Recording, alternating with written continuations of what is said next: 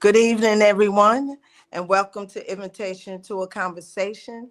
I'm here this evening at Respect for Life Bookstore, and this is part 2 of our Black History Month presentation on the history of Black entrepreneurship in the United States by Odis Muhammad.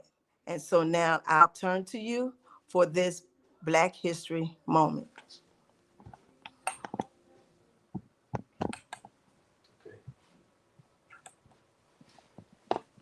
So again, as Ms. Bailey said, this is the history of Black entrepreneurship in the United States.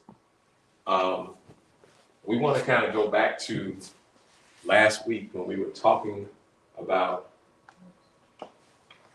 why do we do this? It is so important to understand the why. The why. Why are we doing this in the first place? Because that's what's going to, our motivation is really going to be the foundation of all of our work behind this. And so one of the reasons that we do this to change the narrative that has been the base of education in the United States. As a young Black male coming up in Brunswick, Georgia, going through the public school system, I always felt like basically what happened was we came over here, we brought over here, and we were slaves, and that's the end of the story. We had no information about us, what we were doing. I also, once you got a little older and studying the whole slavery issue in America, it felt like we never fought that. We accepted the idea of being slaves, and that was the end of the story. What I didn't know was that there was a ton of information not being shared, not being taught in any school system. And that was the intention. So the intention was to have this narrative in education. And if any of you public education in the United States, you know that we were basically taught that white men did everything. And everybody else did nothing else. So, but that's not true. That's not true. And so when you grow up with that narrative as a young Black male, when you grow up with that narrative, then it impacts what you do, what you say, what you think of yourself, how you feel about people who look like you, how you feel about your community. It impacts every bit of that. And I feel 100% certain that the gun violence that we're seeing in Brunswick, Georgia, right now, by our young Black men is a result of that. So somehow or another, we have to get the message, the truth, the understanding out to our people about what actually happened. That even though we ended up in the circumstance we're in now, there's some stories about Black men and Black women, in the middle of slavery, that will make you so proud and so excited about them and excited about the fact that you are a descendant of those kinds of people. So that's why we do this. One of the reasons we do it is to change the narrative of education.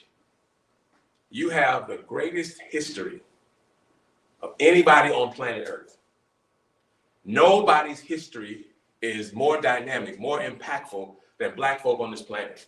Nobody. But we don't get study hours. Now, I'm not advocating for the school system to become the base, the people who study, who teach us Black history. No, I'm not. I firmly believe that has to be taught by Black people. Firmly believe that. And so this is why we jumped it off here at Respect for Life Bookstore, this Black History Month. And please let me remind you that February is the month that we celebrate Black history, but we study Black history 12 months a year. Okay? So I don't want to hear anymore. They gave us the shortest month of the year for our history. I don't want to hear that anymore. And you can't say they, because it was Carter G. Woodson, a Black man, who established Negro History Week in the month of February. So don't say they. It was a Black man that established Negro History Week in the month of February, and it grew to Black History Month. Okay? So we do this to adjust the way we, black people, feel about ourselves. I want you to imagine, I think this was 2023, 2022 or something like that. My wife and I were in Charleston, South Carolina. You know, we're doing something that we don't always do. We stopped running, we stopped working, and we went and took a break. And we had a good time. Well, while we were in Charleston, just fooling around, we ran across a park. Really, really, really big park, beautiful. The government did a wonderful job of putting that all together. And imagine my surprise when we're walking the path and I see off in the distance a statue. And I'm thinking, wonder who that is. I get up on it, it's a statue of Denmark Vesey. Denmark Vesey. Please understand, Denmark Vesey is a self-taught man. He was a preacher, he was a carpenter. He did a whole lot of great stuff. But what he's known for is that he almost pulled off the biggest slave rebellion in the history of this country. Mm-hmm. Almost. Now, not going to go into Denmark Vesey tonight, but can you imagine how that made me feel? That he was honored because he did a thing that was appropriate to do. When you are enslaved, being abused, mistreated, raped, tortured, then you have to take action. And he was about to take a really huge action. So, knowing that history changes how I feel about myself. You know, it cured me from what happened to me at the age of 13 when my history teacher, doing Georgia history, talked about slavery, and she talked so bad about Nat Turner. She made it appear that Nat Turner was a raving lunatic. She said he killed men, women, and children, and had the nerve to say God told him to do it. Well, they captured, bought, and drugged men, women, and children across an entire ocean to abuse, and they had the nerve to say God told them to do it. See? So, but knowing that history, knowing that we actually took steps to change the condition that we were in.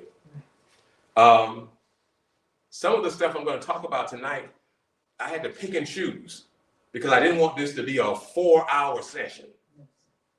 But the information in front of me would have made it a 4-hour session.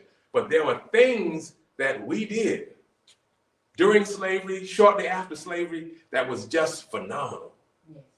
I feel like we need to line all them people up and just salute them. Tell them, great job, man.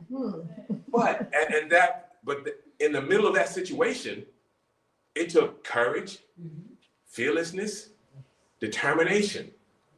See? And once you start reading about them and what they did back then, you understand the obligation that we have to do what we're supposed to do. We have that obligation. So, we do this to gain an accurate understanding of what happened on our planet. The stories about why we're in this situation. I had a relative tell me that Africa is cursed.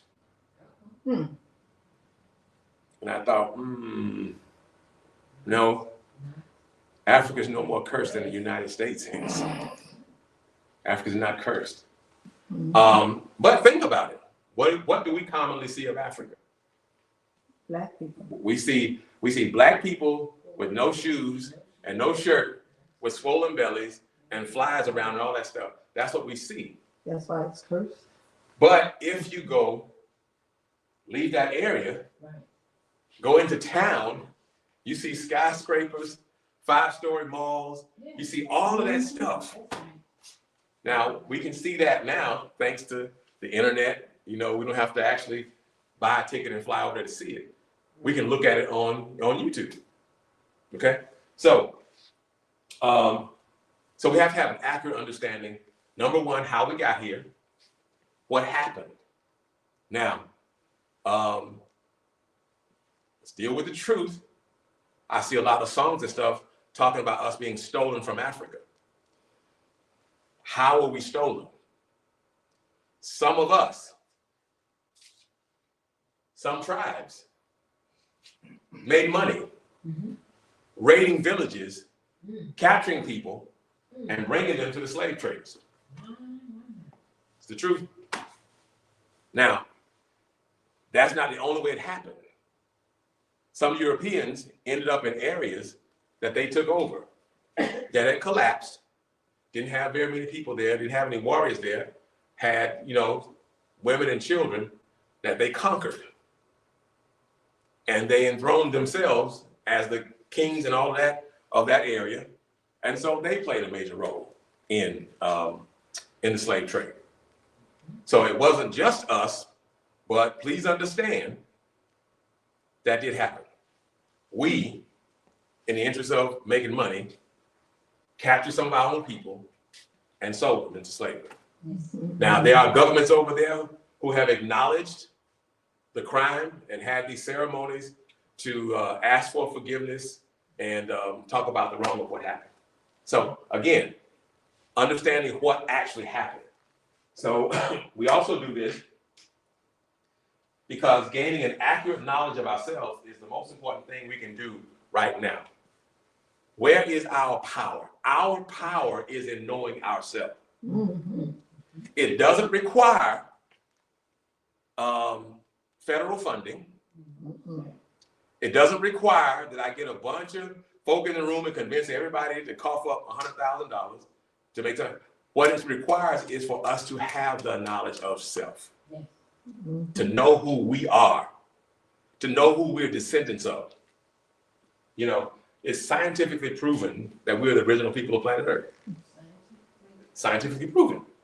So think about that. How does that make you feel? That feels pretty good. But what if all our children knew that? See? Now, let's move on to our next slide. We want to recap from last week. And I know growing up, the only picture I had of Africa was our people, with just a loincloth on and just running around out there in the jungle. That was the picture. That's what I had in my head, honestly. And so when I started to hear people as a young guy, I started to hear people saying, man, it was a blessing that they came and got us because they got us out of a mess. Well, that's not true. Because we had organization, we had structure, we were organized, we had local, regional, and international business. Local, regional, and international business. That was already going on. And yes, before selling some of us over here, there was a system of slavery over there, but it was more like indentured service. At some point, you served your time. And they cut you loose. Now, did they buy you a plane ticket back to your village? No. But they're like, okay, you're free to go. So you could eventually, if you keep wandering, you could eventually make it back to your village, however many years you've been gone. So slavery was there. This form of slavery over in the West became absolutely barbaric. And there's some real damage was done. So picture this. The continent of Africa, a place with a whole lot of natural resources. You got businesses, you got folk growing stuff and feeding their families with it, feeding the community with it, and taking the rest to the market. So you had all of this stuff going on. So it's natural for us. As we said last week, it's natural for us to put together a little side hustle. We got a job and then we got a side hustle. Stuff we do in the evenings or we do on the weekends to get some extra cash. That's the entrepreneur in us. That's just in our blood, in our system. And we have to be smart enough to help our children bring that to the surface that's in them. They're great entrepreneurs.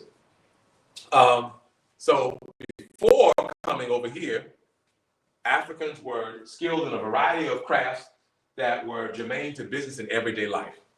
So you already got a system. You don't have a bunch of crazy people swinging around in trees in Africa. You have governments. You have institutions. You got all of this stuff going on. Everything that you see around here that's necessary for life is what was going on over there before any European ever came to the continent of Africa. See, they didn't civilize us. They didn't do any of that stuff. We were already civilized. Also from last week, we learned that enslaved Africans became entrepreneurs and entrepreneurs using the skills that they had come over here with. So you had people who knew how to grow stuff, knew how to take care of animals, knew how to build things, knew how to deal with horses. They knew how to do all of that stuff. And so that was used by the enslaver for his own gain, but he also had the ability to use that for himself. So we learned last week that you had two classes, entrepreneurs and entrepreneurs. The entrepreneur was the one who actually ran all of the enslavers' businesses, everything. Not just the agriculture and growing, but you had agriculture and whatever other business that he had going on. Some of us were so adept at it that you had the ability to hire and fire people and to enter the enslaver into contracts with other people. That's how good we were. So that's an entrepreneur. The terrible part about being an entrepreneur is that the money really didn't come to you. It went to the owner of the plantation. Then you have, of course, the entrepreneur, which is somebody who takes an opportunity to takes advantage of an opportunity to make some money. So you had that. Now, most of the entrepreneurs, they use their money to buy their freedom. That's what they did. They bought their freedom. And most of the time, you bought your wife's freedom first. You hold off on having children, get the wife free, because once the children are born, if they're born to a free woman, then they're free. If they're born to an enslaved woman, then they're enslaved. So now you got to buy your wife's freedom and the children's freedom too. Okay? Also from last week, we talked about something. This is a really, really important thing. The Akani Trade Organization that we know came into existence before the 1600s. And our conversation is coming from this great and wonderful book here, The History of Black Business in America by Dr. Juliet E.K. Walker, okay? We want to give her credit for all of her great research. You could spend hours reading this book. It's just fascinating to learn all this stuff. And there are a couple of references. I haven't dug into this one too deeply just yet. But The Color of Money, Black Banks, and the Racial Wealth Gap, okay? And I want to say to all who are listening, some would say, and I've been in circles and situations where this kind of conversation makes them uncomfortable, but it's reality. Everything that I'm talking about today and tonight, this is a reality. Everything in this book it's the reality of what happened. And so if you're uncomfortable as you come to our classes, because we're going to keep doing these classes, if you're uncomfortable with this conversation, I ask you to come on anyway, right, so you can get comfortable, because we got to deal with it.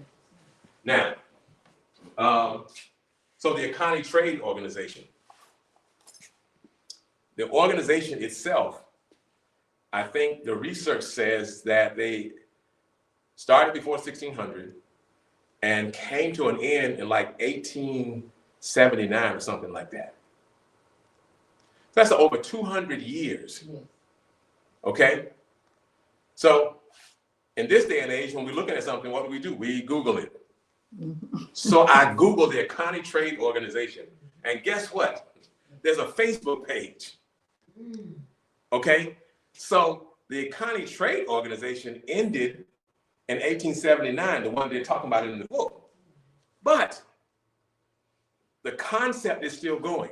So there are people, organizations, businesses who are still carrying that flavor of the Akani Trade Organization. Now that becomes important because this is something that lasts for over 200 years, And the spirit of it, the idea of it, the concept of it is still flowing through the people, the African people of today. We were deprived of that over here. We had all of these cities and businesses and economic zones a little over 100 years ago. They were destroyed. And so now we end up fighting with other folks to let us have jobs at their companies, because we don't have companies that lasted 100-something years that would be huge and on the stock market and all that stuff there. So, so that's the impact of the Economic Trade Organization lasting and being a part of the culture of a certain segment of Ghana. I don't know if it was all the way across Ghana, but a certain segment of Ghana for sure. Now, let's get over to our next slide.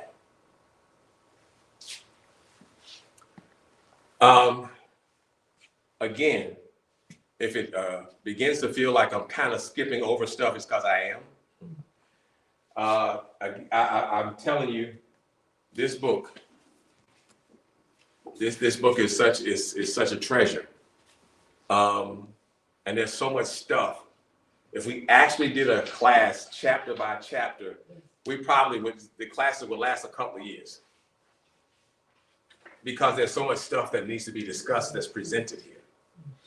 You know, and it's stuff that runs counter to the narrative that we are accustomed to as regular Black folk in America. Okay, so so I want to kind of help us let go of, we run across racist white folks. We run across them. And we like to say, I don't understand how they could feel that way because of the color of my skin.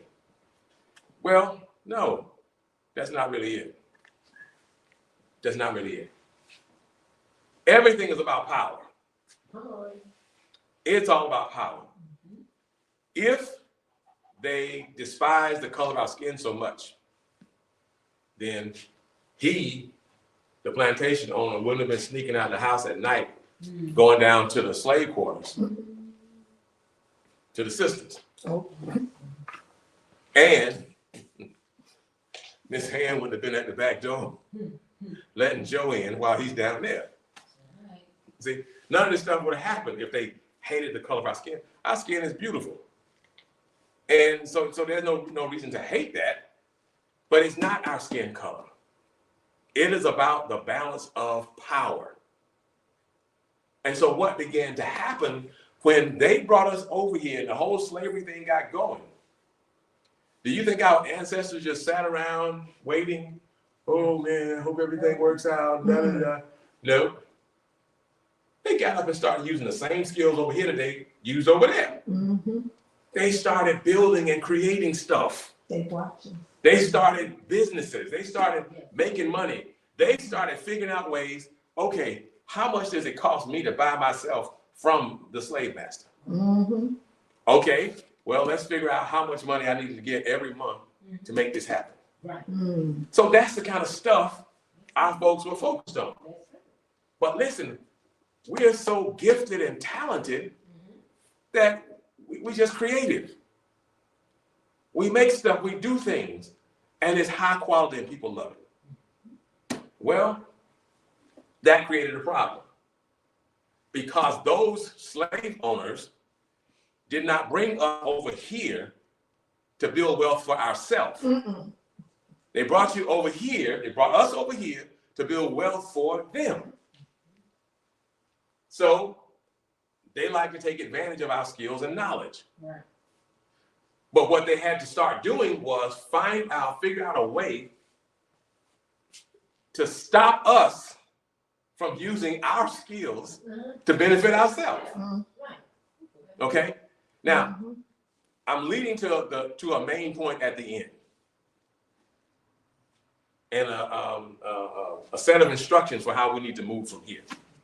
Okay? So that's why I'm talking about the stuff I'm talking about. I'm not just running my mouth, I'm going to a point. So there was economic suppression efforts. Economic suppression efforts. And there are several, but what I want to do is I want to just talk about These three right here. Now, in this book, she goes into great detail. I mean, she sets it up, she explains it. It's everything is covered thoroughly. So, but the first thing is there's something called the Maryland Law of 1665, a case Calvert versus Wynn. Now, I want to share that with you because you just need to hear the language. And listening to the language will give you an idea of the mindset of those who enslaved our ancestors. And truth be told, it is still the mindset of some of their descendants that's in this country wrestling with us right now. All right. So listen to the law that came. The law stipulated that no person shall trade, barter, commerce, or gain with slaves without the owner's permission. Variations of this law were enacted throughout the colonies and remained in force during the entire period of slavery. In this section, the slave laws of South Carolina, North Carolina, and Georgia are presented to illustrate legislative attempts by the slave states to suppress Black economic initiative. To suppress Black economic initiative. If you suppress Black economic initiative, then you are cementing groups of communities in poverty. When you are in the stranglehold of poverty, your ability to create, your ability to even breathe properly is cut off from you. You are a victim of a system that is purposely suppressing your economic initiative. So our young brothers take a different route. I heard a rapper say they wouldn't teach us about Wall Street and the stock market, so we went to Wall Street and the rock market. That's my brother Hashim Hakeem. So while I spent a great deal in my early 20s being angry with drug dealers in this area, I had to take a different look because it's their way to try to get out of this. And while it's wrong, it poisons our community, it tears up families, it destroys life, it destroys health, children get orphaned as a result of this. This is the avenue they believe is available to them. So let me get back to this.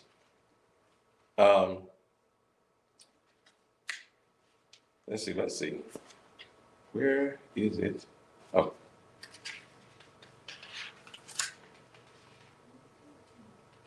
So now, in Maryland, this ordinance is trying to suppress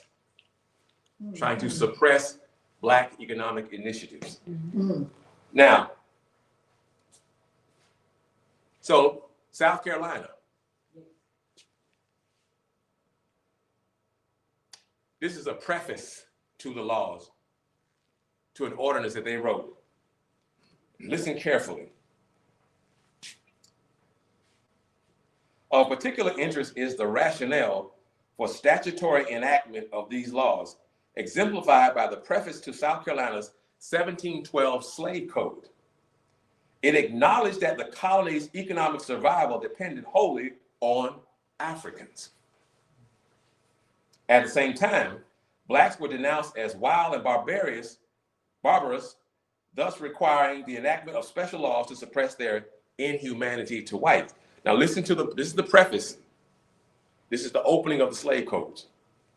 Whereas the plantations and estates of this province cannot be well and sufficiently managed and brought into use without the labor and service of Negroes and other slaves, and for as much as the said Negroes and slaves brought unto the people of this province for that purpose are barbarous, wild, savage natures, and such as renders them wholly unqualified to be governed by the laws, customs, and practices of this province. Other constitutions, laws, and orders should in this province be made and enacted for the good regulating and ordering of them as may restrain the disorders, rapines, and humanities to which they are naturally prone and inclined. So this is a preamble this is the preface to the slave codes, and the very people who are creating business and running business are referred to here as wild savages. Wild savages. But the ones calling them wild savages are hanging, torturing, ripping families apart. That's pretty wild and savage, right? Yes. Right? So, but this is the mindset. Now, are they really saying that because they believe that? No. It's language put in documentation to justify what they're doing. We're so skilled, we're so good, that if you don't restrain us, we will be enslaved and build an entire economy. Same thing's happening nowadays, suppressing our economics. Suppressing economic initiative. Yes, sir. And so let's move on to the next one. This is the one here. So if our ancestors started a business or craft and was making money, being successful, they put this other piece in to put a stop to that. Listen to it. And whereas several owners of slaves have permitted them to keep canoes and to breed and raise horses, meat, cattle, and hogs, and to traffic and barter in several parts of this province for the particular and peculiar benefit of such slaves, it shall and may be lawful for any person or persons whatsoever to seize and take away from any slave all such goods, commodities, boats, canoes, horses, mares, neat cattle, sheep, or hogs, and deliver them to the justice of the peace where they will be sold at public auction. So the things that you have gained, at any point, any white person is authorized to just walk up and take your stuff. Wow. Just take it and then walk over to the justice of the peace and he'll sell your stuff and get rid of it. So again, mindset. What is the mindset? Is it that I really hate these people because they're terrible looking, they're horrible? No, I really want to benefit from what they're doing. But at the same time, I got to keep them down so I can force them to work for me for free. See, this is what we've come through. This is what we're dealing with generations later when we see children who are in the 6th grade and reading on a 3rd grade level. All of this is the result of what happened way back then. And it's just brought forward generation after generation after generation. So those of us who will address it, we have to know. We got to understand what happened. Now let's go on to the Georgia Statute of 1837. Man. So interestingly, an 1837 Georgia statute stipulated that slaves could not hire their time or trade for themselves. Now, remember last week, we talked about how if I was a slave, I had to pay the owner On your time off. to use my time. I'm actually paying for use of my own body. Well, that's crazy, but our ancestors did it and did it so successfully that the statute in 1837 in Georgia said, no, y'all can't do that no more. Nope. You can't do it anymore. That's it. It's over.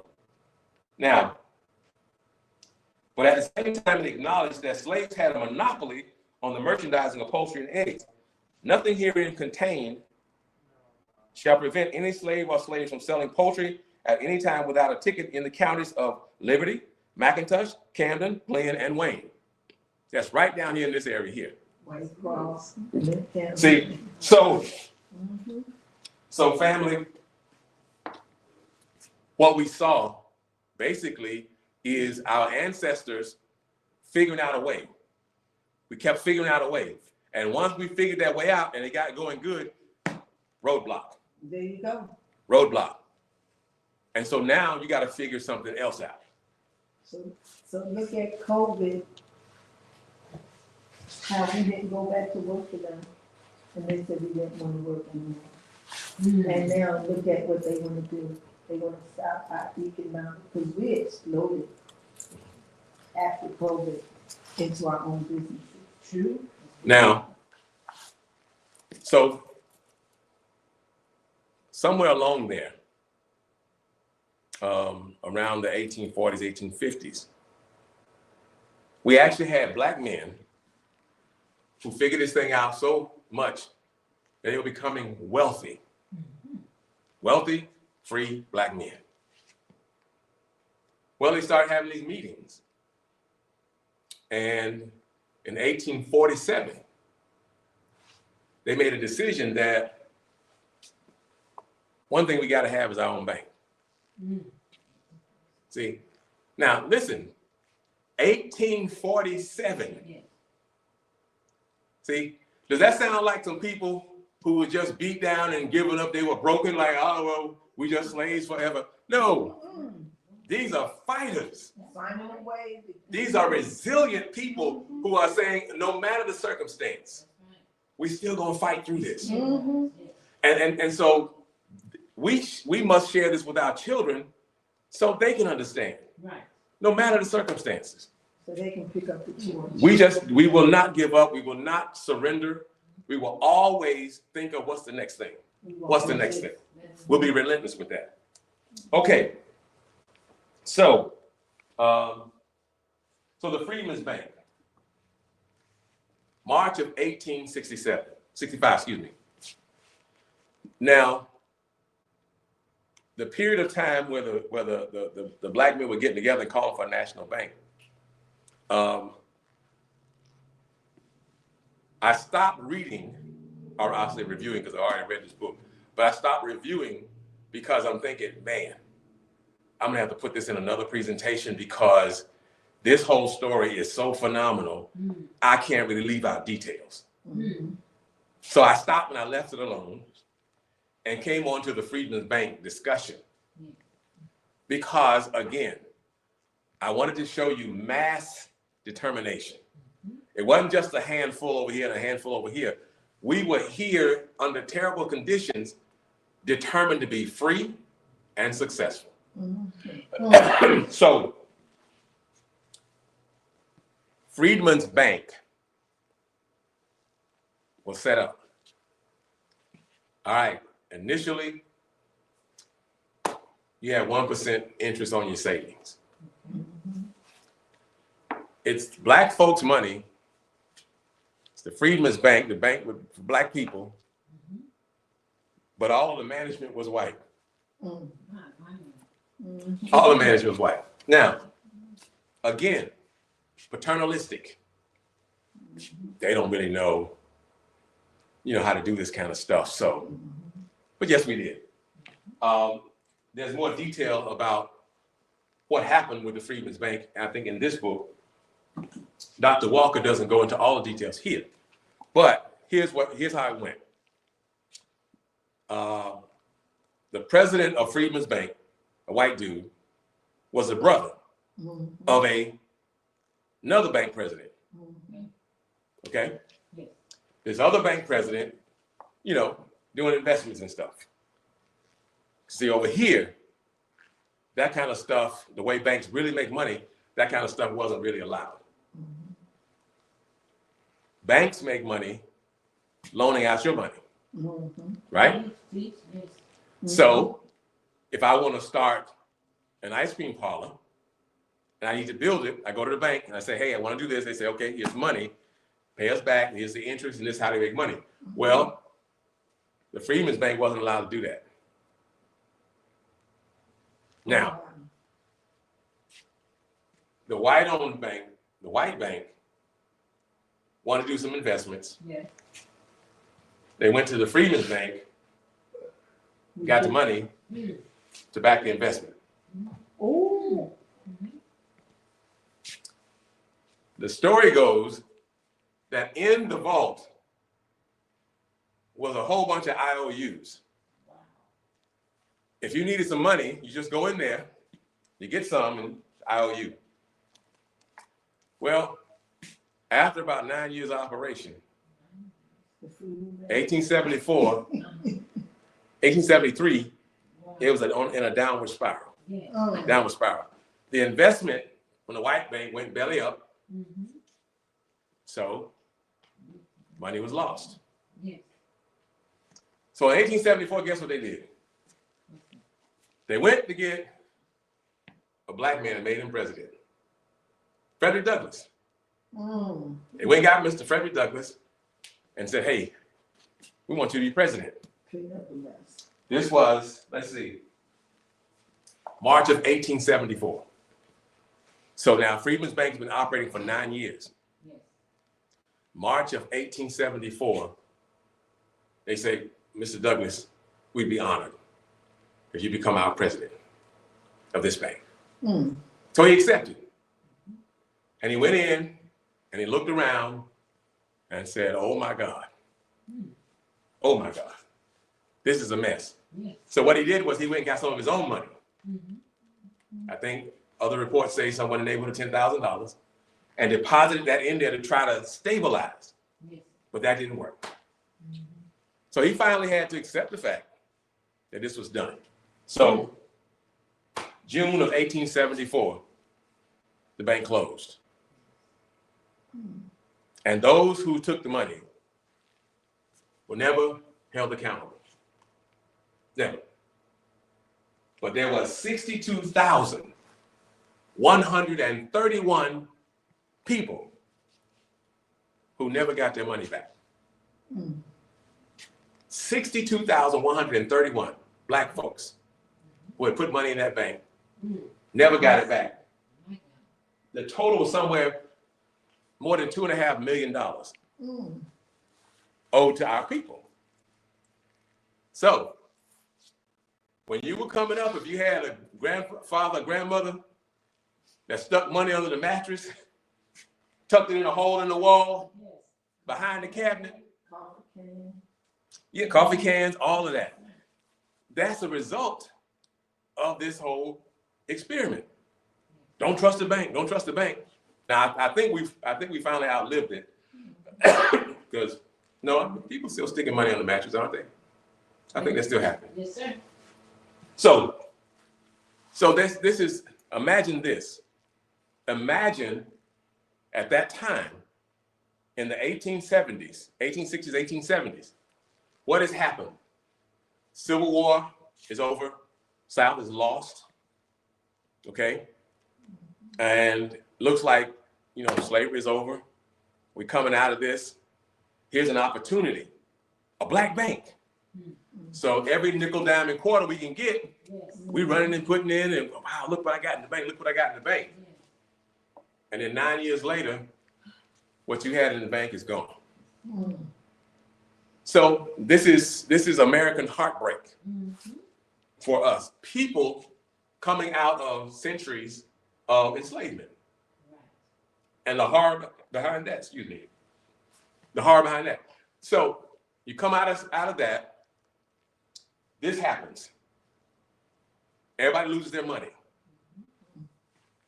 Also around that time was a rise in lynchings. We didn't give up. We kept swinging, we kept fighting, we kept pushing, we kept trying.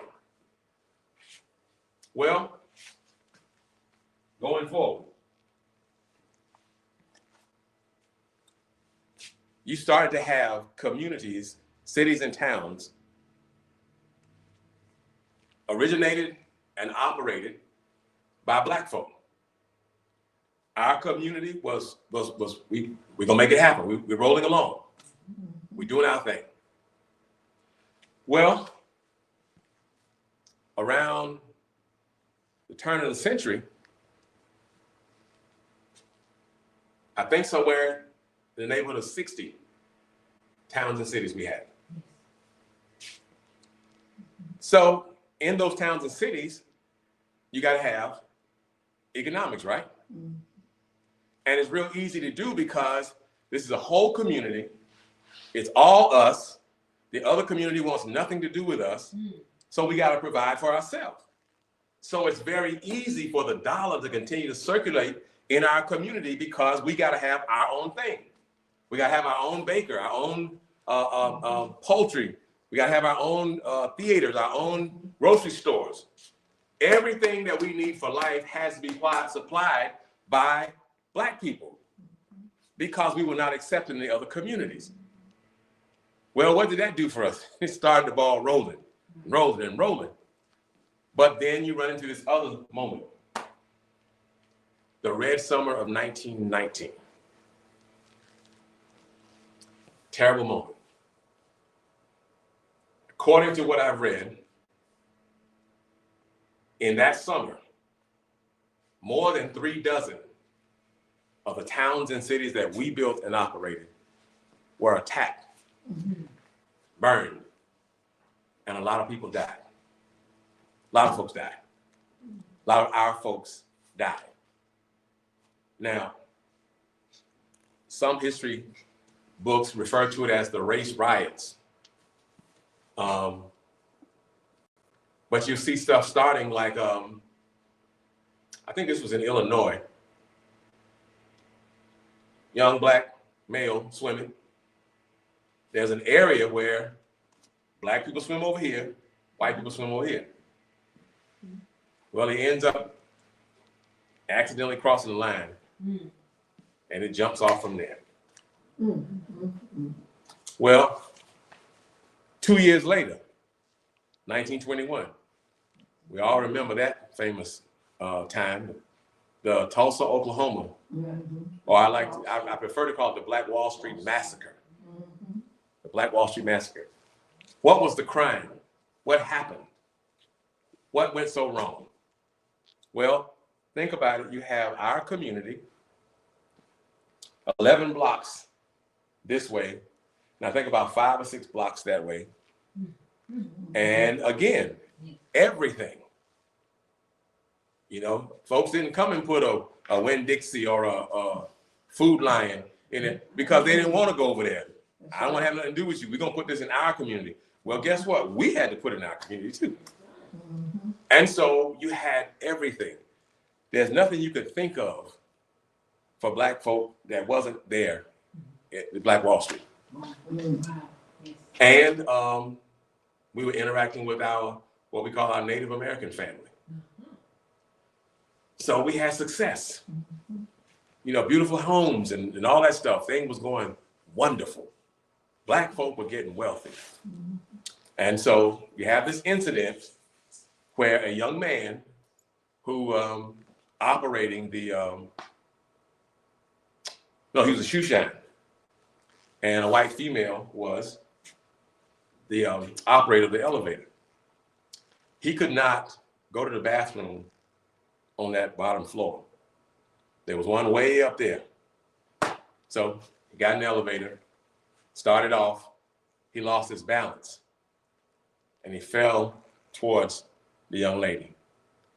In his falling, he scraped her arm. She goes home and tells her father what happened. And they gather up a mob to come get the little boy. By the time they get there, it wasn't that he scratched her arm. He raped her.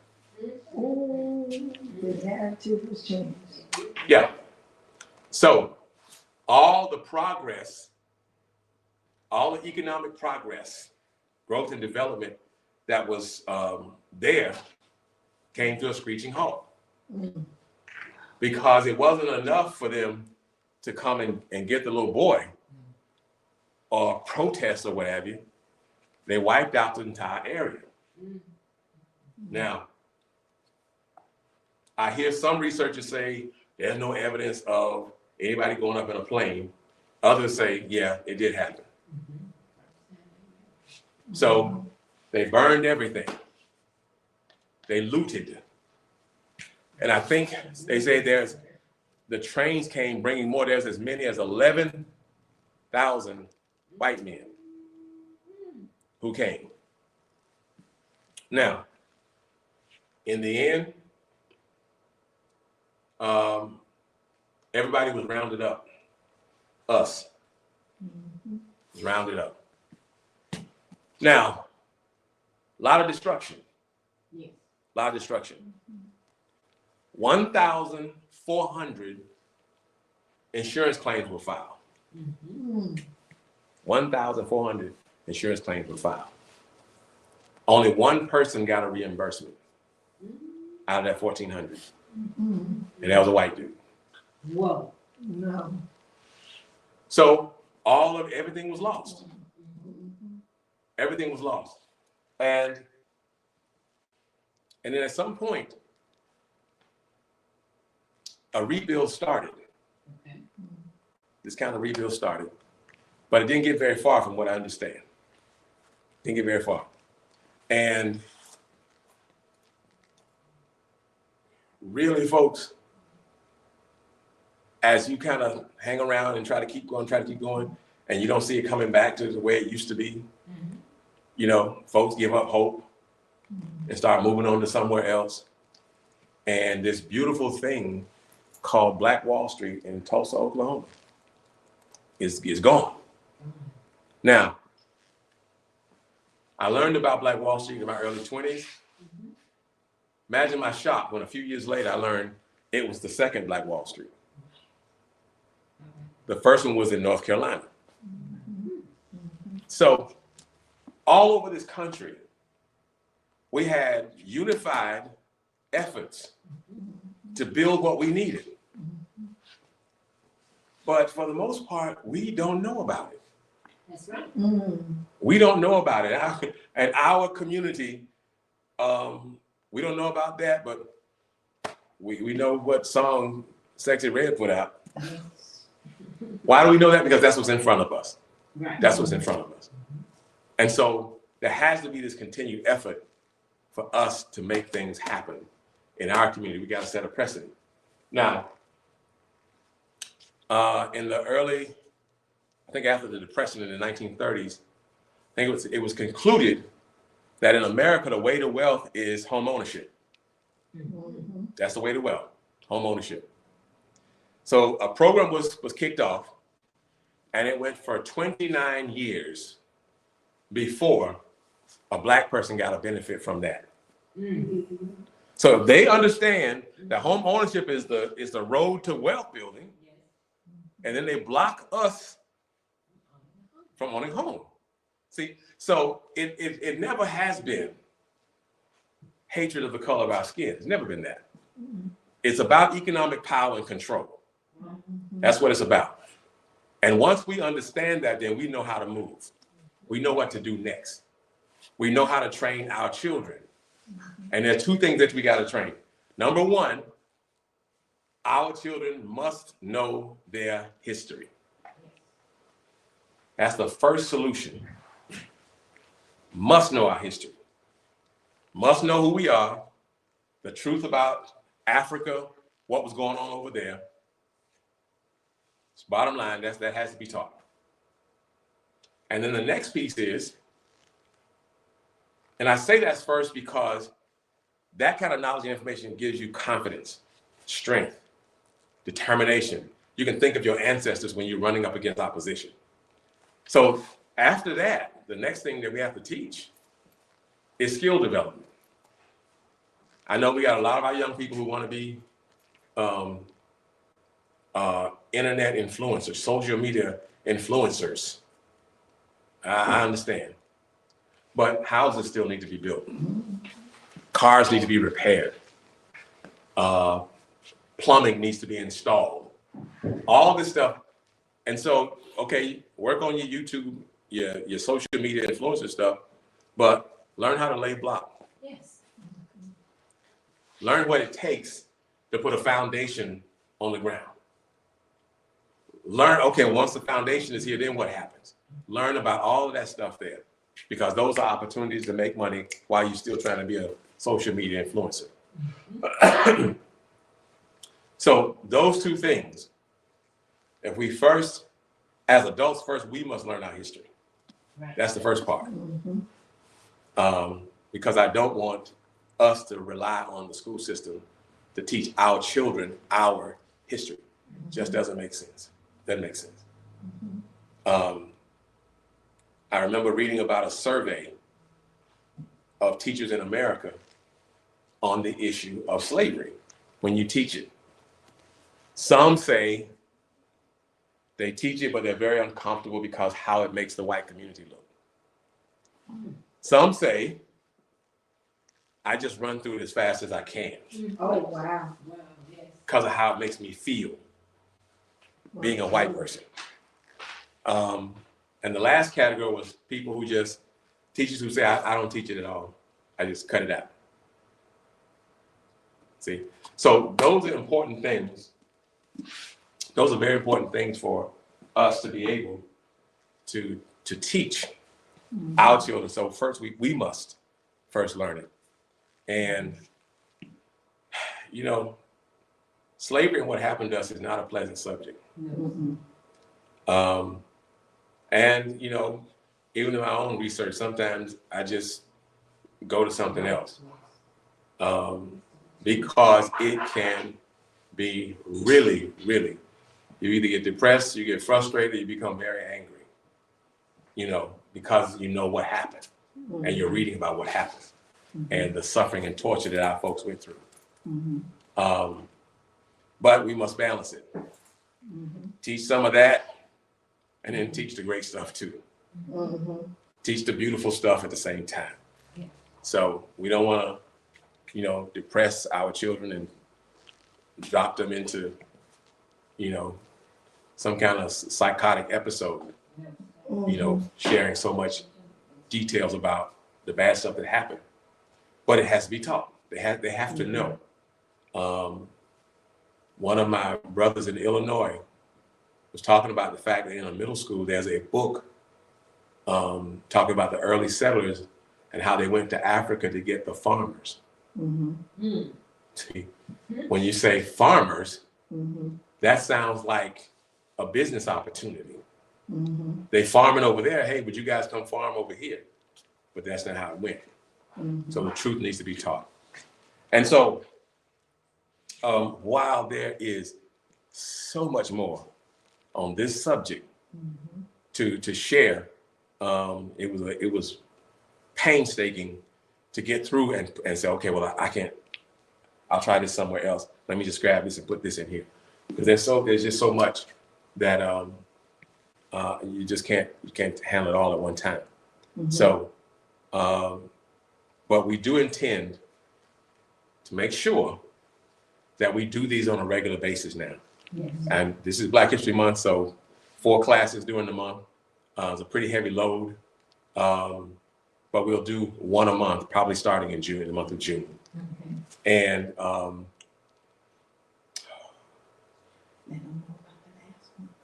yes, so February 28th, my good buddy and friend, Dr. Jamal Touré. He's a friend of the family, brilliant man, has a wealth of knowledge about Black history in this area, Southeast Georgia and the Low Country. He has a lot of stuff to share, and when he comes here, you know, I'm sitting there because he's running it. He's running it. Brilliant man.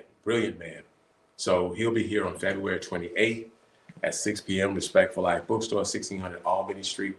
If you're in Brunswick, come on, don't waste time. Just come on. You don't want to miss this guy. You really don't want to miss this guy. And if you're not in Brunswick, get in your car and come to Brunswick. You know. And listen to it on YouTube. Yeah, you can listen to it on YouTube as well. So We got nice stuff around here in Brunswick. We got the islands, the beaches and stuff. So you can just make a weekend out of it. February 28th, just come on. And the final class for Black History Month, emphasize that because we're going to be doing this. And thank you all for listening. And I'm going to wrap this up and call it in the evening. And any ideas, questions, or anything, you can contact us through Ms. Bailey. So thank y'all. So do you have time for a brief question of what Yes, I you do. saw? Okay, good chair. You can stay there and I'll stay here. Okay.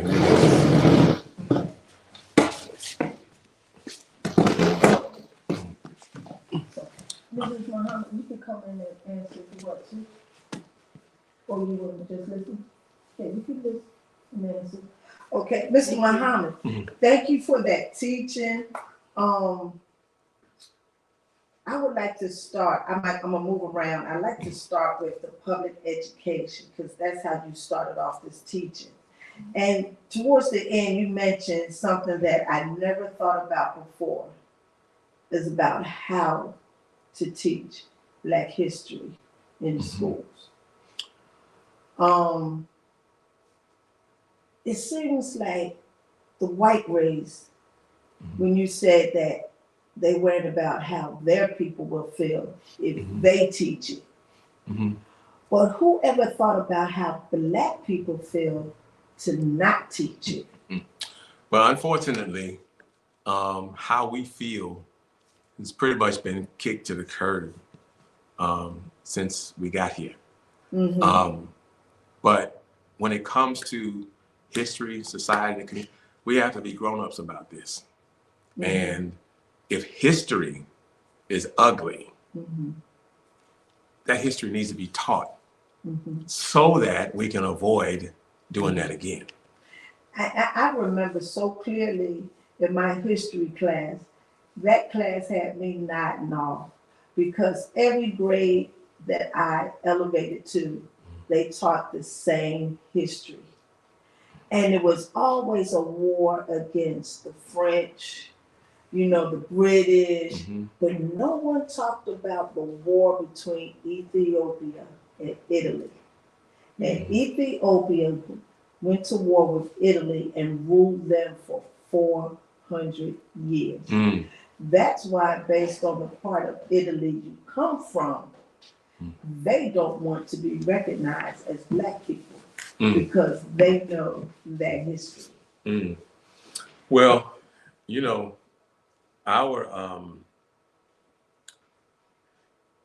have to understand this is war. When you conquer a people, you keep control by forcing them to study you. You obliterate their heroes, their monuments. You take all of that away. And by doing that, you snatch the soul of the people. You render them helpless. And when you conquer a people, that's what you want. And so here in the United States, I remember, being in school and learning about King Henry VIII and what happened in Europe. And I had zero interest in that. I didn't see anybody in those books that looked like me. So you weren't talking about me.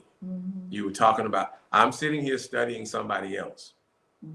And when I grew up, became an adult, and really started studying history better, I realized that there's, as I said in the beginning, there's nobody who has a better legacy than us. And in our history, I was speaking to this, I don't know if I said it on an earlier podcast, but when they always call the names of the countries, they never mentioned Africa as a country. And it's not like, so that's why I don't understand when people say that they don't understand, there's no racism in America, because you intentionally left out our history out of history. Yeah. And so moving from our Black education, and you were talking about slavery, we're not in physical slavery anymore, Right. but they take away our economics and our education Mm-hmm. to keep us enslaved mentally Mm-hmm. and financially. So let's start back with Black history. Mm-hmm. How should it be taught? Do you not think that we need to make a call to households to teach Black history as they are teaching their children independence, how to read, how to write, how to help them with their homework? Because I remember as a mother with my two daughters, I've always taught them about life, Mm-hmm.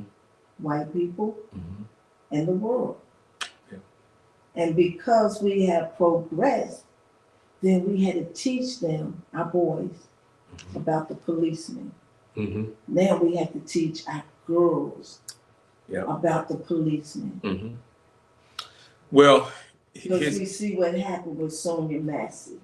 And so, do you think that now that government is literally eliminating us, that it should be taught in the household? How many households do you think that this is being taught nowadays?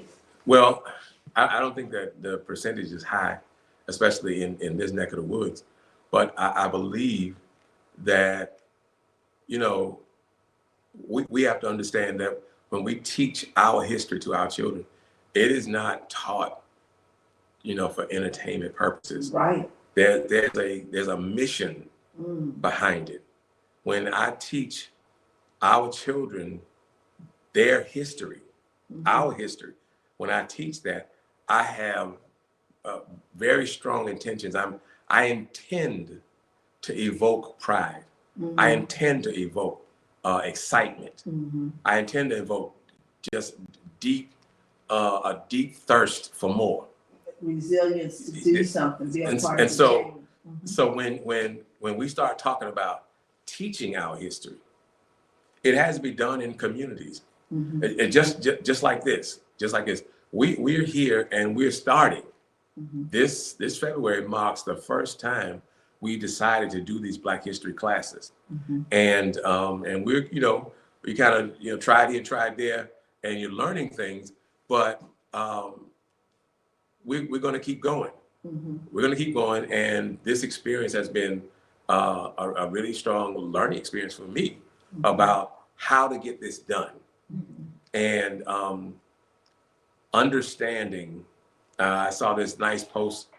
I don't know if it was Facebook or Instagram or something, but it was reminding everyone that slavery is not our history.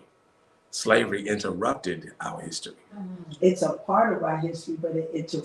Yeah, Yes. it interrupted. Yes. And so Yes. when you back up, if you go back and look at the continent of Africa, before all of this happened, you know, when you dig to the truth of it, oh man, it's powerful. And you spoke about gun violence, and you spoke about the slavery, which is the worst part of our Black history.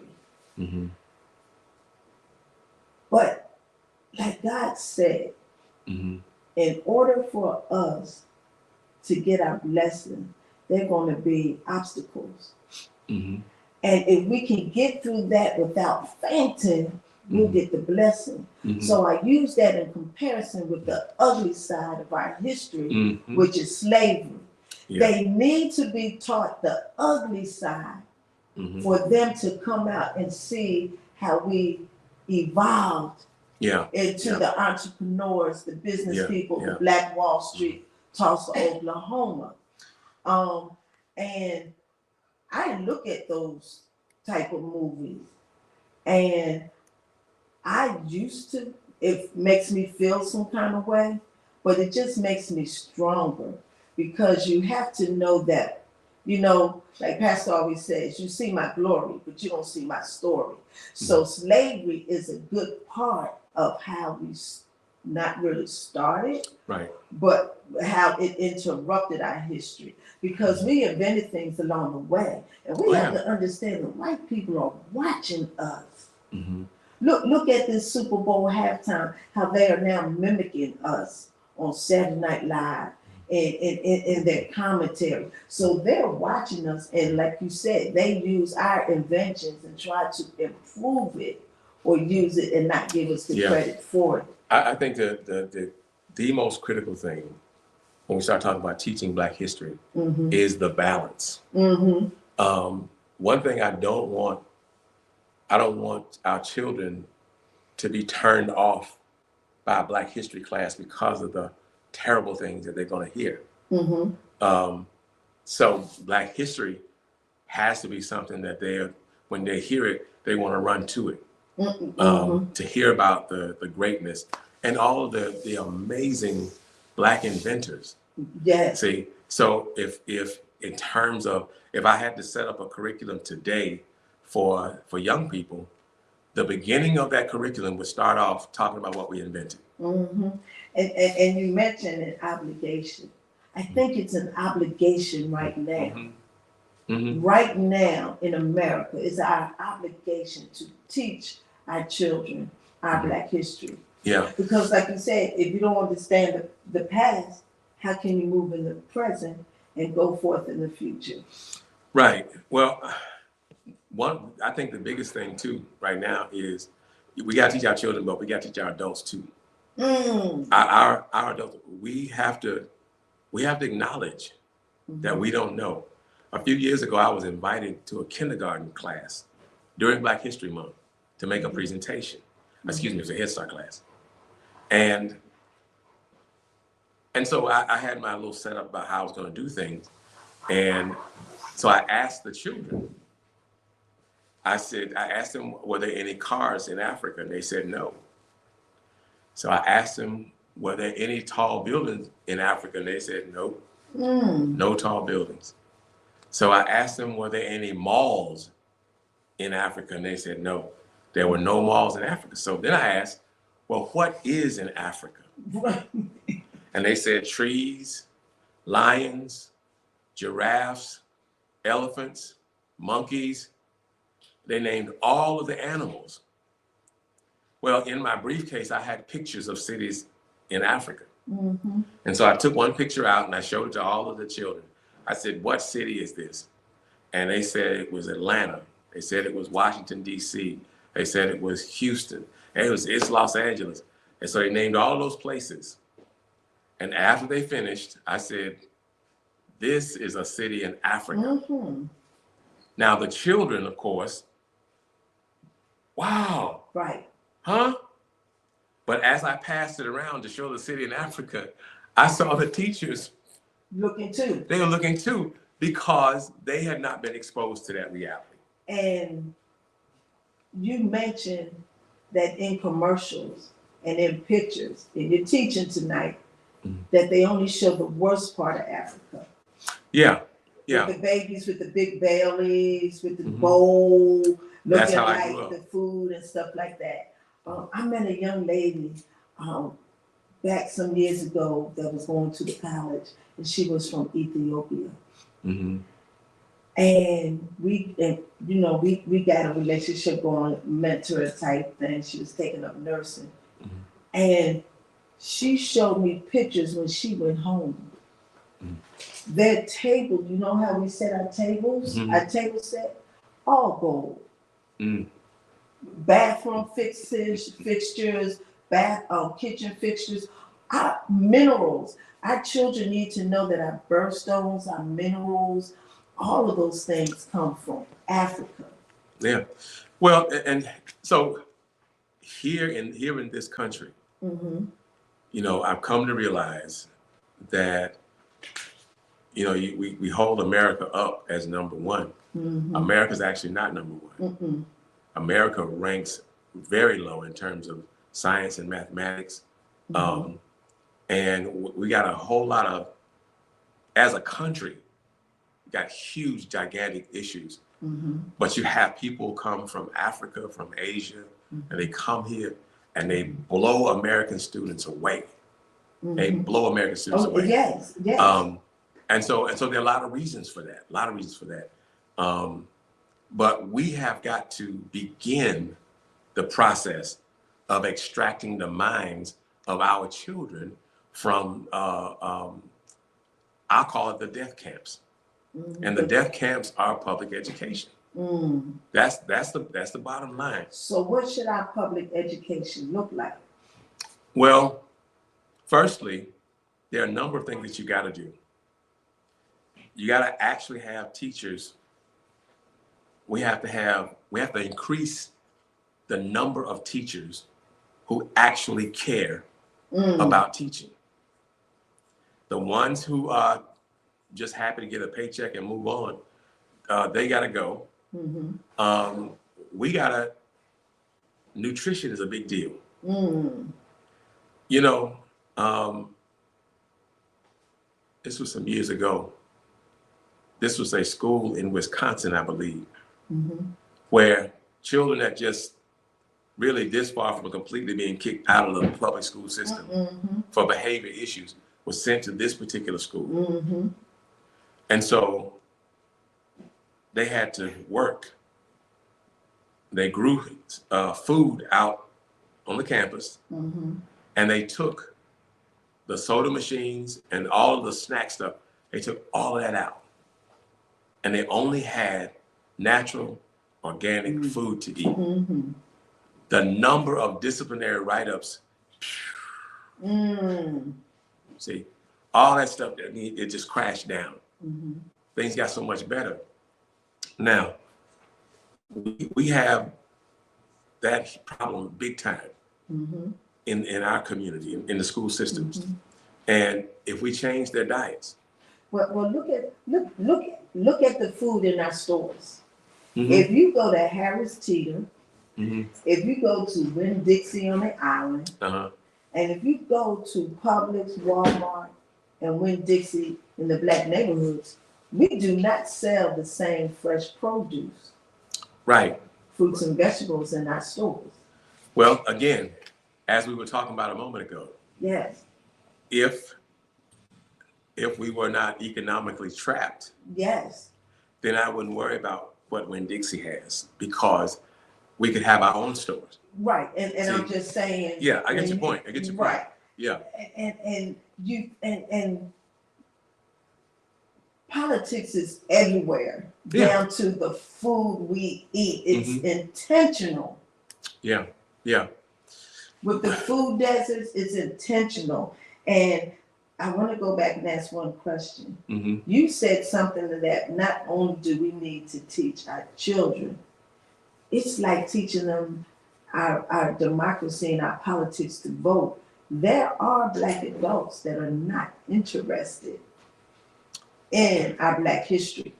Right. Because you are so serious. That is correct. Because they don't see the gain. They don't see the benefit.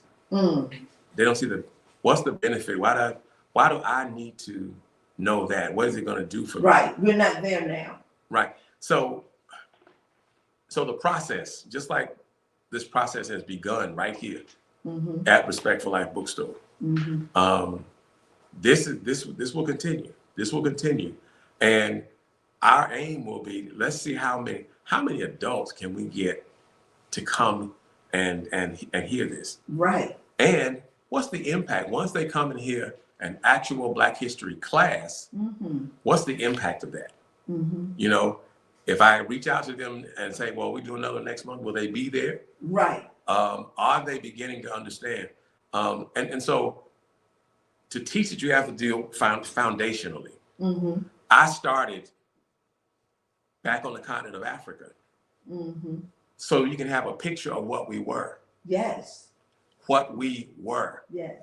See, we didn't learn this stuff from Europeans. We already had that. Now, I spoke only about from the business perspective of what we had going on in Africa. Now, but there's so much more. There's so much more of who we are. And we're like we're only a shadow of who we could be. What would be the first movie that you would show? Would it be the same movie that you would show adults as children? If we could get a Black history, I've always thought about Black history of part of our teaching is to show certain movies in order during Black History Month. What would be the first movie to engage them? Actually, I really, in trying to get them, I probably wouldn't even use a movie because we have grown accustomed to movies in the category of entertainment. Okay. Now, I've seen movies that were very heavy in teaching and sharing good information, but we still see it as just entertainment. So I would likely, with adults here, if I had 25 adults who signed up for Black History class and saying, I'm gonna be here every month for the rest of the year, I would start out teaching them the beauty of Africa. But even I don't. It depends on the individual. I see Black movies as always showing something to engage us to watch the next one. See, because in my mind, if starting off with a slavery movie and then get into the Great Migration, like you said, that book there you put down, I've been reading the Great Migration for the last year, maybe 2 years. It's 700 pages, but to me, it's not a novel, it's a history lesson because it shows how we segregated and left slavery, where we went when slavery was over, from the north, the west. Yeah, well, and that's a good thing for us to learn. I would also want to the other great things that happened along the way, like during slavery. I can't remember this man's name, but he is the reason there is something called a waiter. Yes. Yes. Customer service. Yes. He brought that. He was so huge. He was enslaved and had a restaurant. And according to this book, George Washington actually went to George Washington. It was some general that was pretty big. Went to that restaurant, and they would all go. But again, what happened? It grew and grew, and the economic side of it, the strength of it, got so strong that they made a law that said you can't rent a building out to a Black person. Well, some kind white person said, okay, well, tell you what, you use it.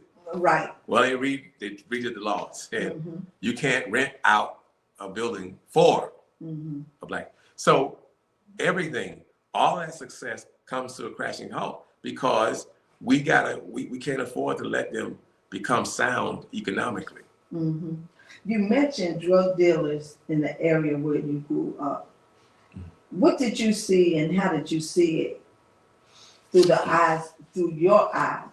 And how did it make you progress to where you are today? Well, this was back in the 80s. And I saw them selling drugs as a very, very selfish thing to do. You are poisoning families and communities because you want money. And you don't care what happens. Once you get your sale and your money, you don't care what happens. You don't care that this woman becomes so addicted to drugs that she's now beginning to use her body to get, and the trauma that comes with it. They didn't care about that. And in time, my anger with them subsided because there's another set of folks above them in the drug game. who are doing the same thing. Mm-hmm. And it reaches all the way up to government levels. Mm-hmm. And so you have an entire country Mm-hmm. that's decided in the interest of money, I will poison this entire country Mm-hmm. and let everybody die so I can be a billionaire, so I can be a millionaire. Mm-hmm. So, and then here's the other side of it. Mm-hmm. Education is for development. Mm-hmm. It's for human development. Mm-hmm. But in this country, Mm-hmm. education, go get a degree so you can exchange that for a high-paying job. Mm-hmm. And that's the only reason to get a degree. Mm-hmm. For high-paying job. It's not to develop myself. I just need the job that gives me the big You check. need a skill. Yeah, now higher your education Yeah. should come the money. Mm-hmm. So when human development is laid to the side over here, Mm-hmm. now you have these people who have this, you're undeveloped, you got a degree, but you're undeveloped. Mm-hmm. So you got issues. Mm-hmm. And your happiness, Mm-hmm. because you're undeveloped, happiness is not attainable.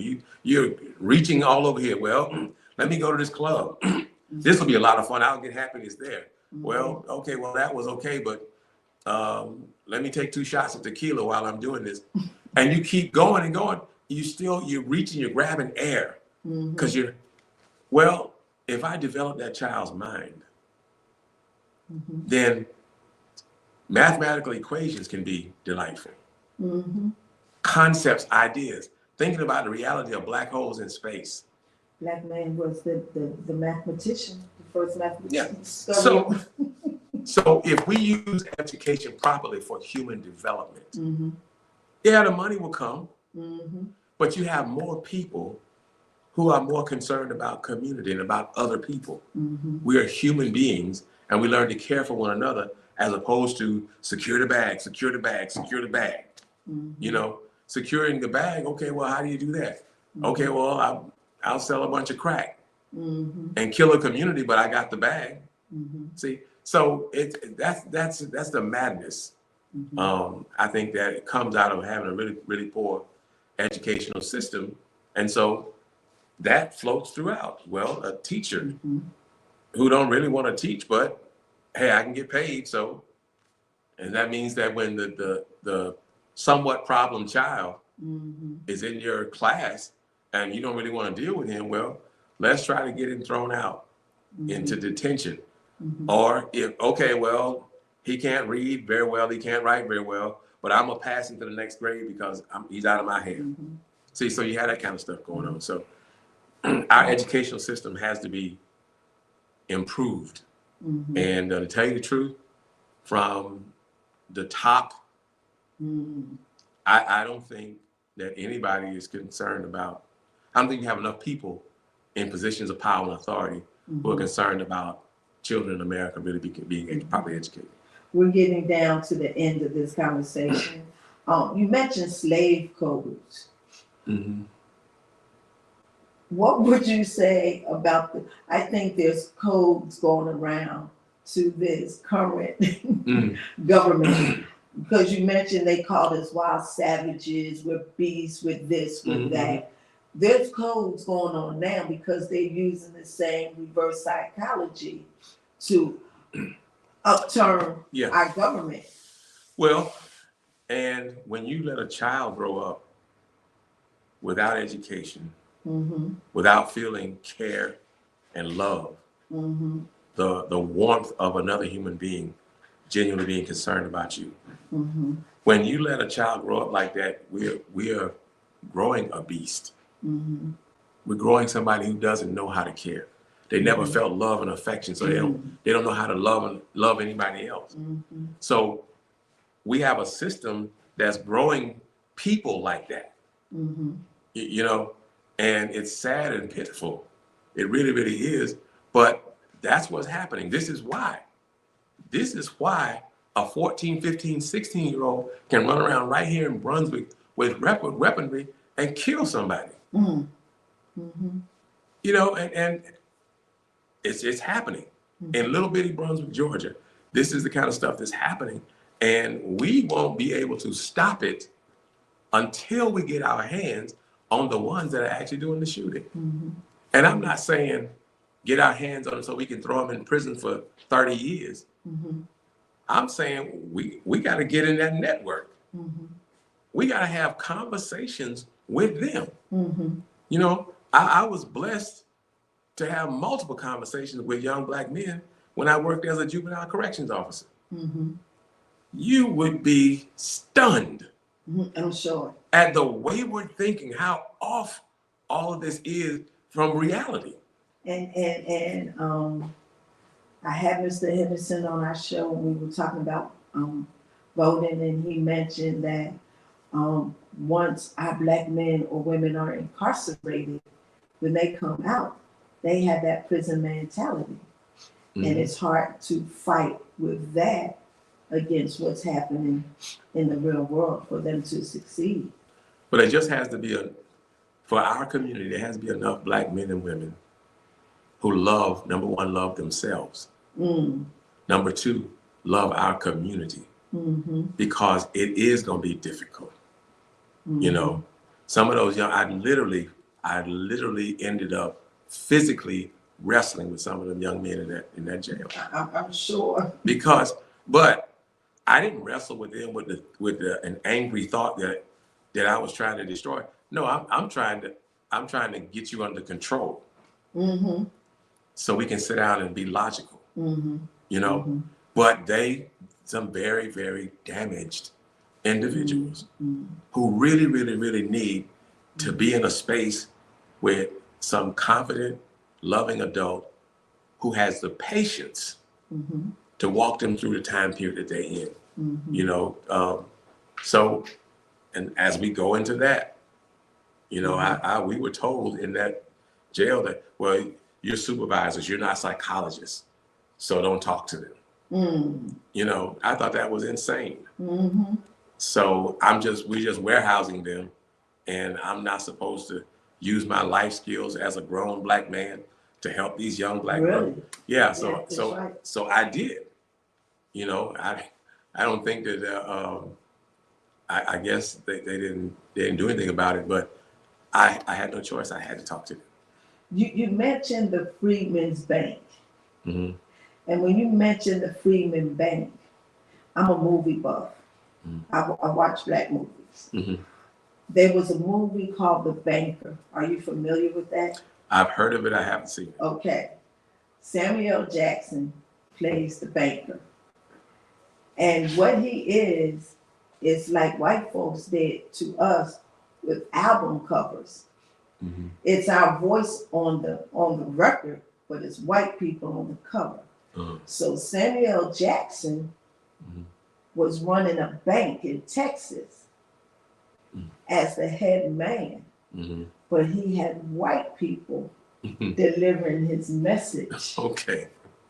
So I don't want to tell the whole story, but he got discovered at the end. But it's so very good because he was smart enough to say, hey, let me get this building disguised. He had this whole floor. I mean, just empty. He had this wide, big office, and he ran it. So maybe by the time we have your last thing for Black History Month, we could discuss the banker. It's on TV. Okay. And so that's a very excellent movie, and we have to do the same thing they did, you know, because often when I was first getting into business, people, one thing they asked me was what kind of business I have and who is my targeted consumers. And I said Black people. But they said that you're not going to get far if you don't have any white people. And my question to them is, many white people have businesses that don't target us.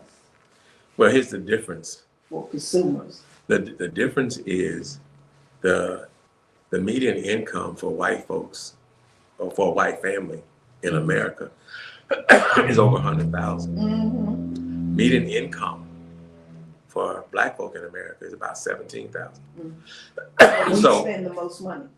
So if they if they only target the white community, Mm-hmm. then they got chances of being very successful Without us. without us. Mm-hmm. See, and so so you know, that's another. It's called an economic roadblock.